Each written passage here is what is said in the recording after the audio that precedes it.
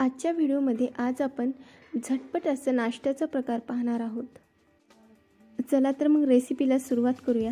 त्यासाठी मी इथे 2 छोटे चमचे तेल, त्यामध्ये 1 चमचा मोहरी, 1 चमचा जिरे, 1 चमचा हरभरा डाळ आणि 1 चमचा उडदाची डाळ घेतले।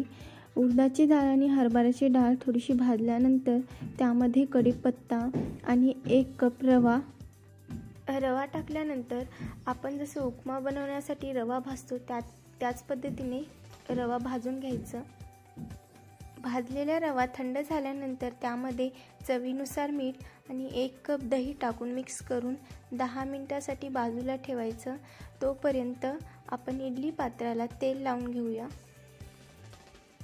10 मिनिटांनंतर पाणी टाकून बॅटर तयार करून घ्यायचं आहे। नंतर त्यामध्ये अर्धा चमचा सोडा टाकल्यानंतर मिक्स करून सगळ्यात शेवटी कोथिंबीर टाकायची।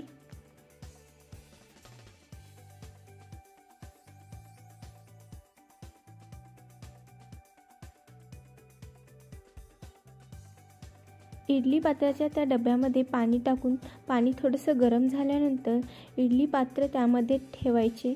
मग 15 मिनिटांसाठी वाफवून घ्यायचं। 15 मिनिटे झाल्यावर मस्त अशी रवा इडली तयार झालेली आहे। रव्याची इडली तुम्हाला कशी वाटली ते सांगा। व्हिडिओ आवडल्यास लाईक, शेअर आणि सबस्क्राईब करा। व्हिडिओ पाहिल्याबद्दल थँक्यू।